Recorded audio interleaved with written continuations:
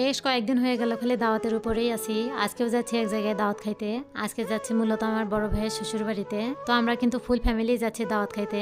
আমার দাদিকেও সাথে নিছি। আমরা কিন্তু কোথাও ঘুরতে গেলে আমার দাদিকে রেখে যাই না, আমার দাদিকেও সাথে করে নিয়ে যাই। আমার দাদির কিন্তু অনেক বয়স হয়ে গেছে, চোখেও কম দেখে, কানেও কম শোনে, লাঠি ছাড়া একদমই চলতে পারে না। কিন্তু আমরা যদি কোথাও ঘুরতে যাওয়ার কথা বলি, সাথে একদম রেডি হয়ে চলে আসে।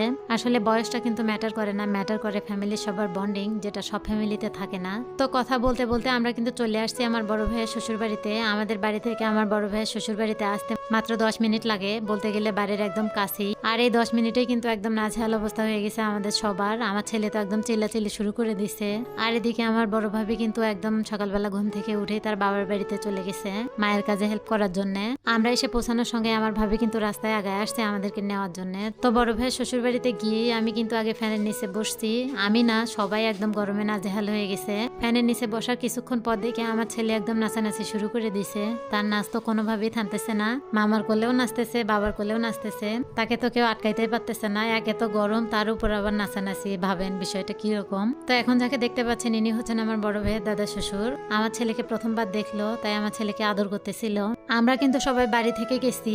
আর আমার মেজো ভাই আর ওর বউ কিন্তু ওরা আসছে ওদের শ্বশুর বাড়ি থেকে। মানে আমার মেজো ভাই সকাল সকাল ওর শ্বশুর বাড়িতে গেছিল দাওয়াত খাইতে, সেখান থেকে আসছে আমার বড় ভাইয়ের শ্বশুর বাড়িতে দাওয়াত খাইতে। তো ওরা আসার কিছুক্ষণ পরে কিন্তু আমাদেরকে খেতে দেওয়া হয়, কারণ রান্না বান্না আগেই কমপ্লিট করে রাখছিল। খাওয়া দাওয়া শেষ করে সন্ধ্যার একটু আগে আগে আমরা চলে আসি।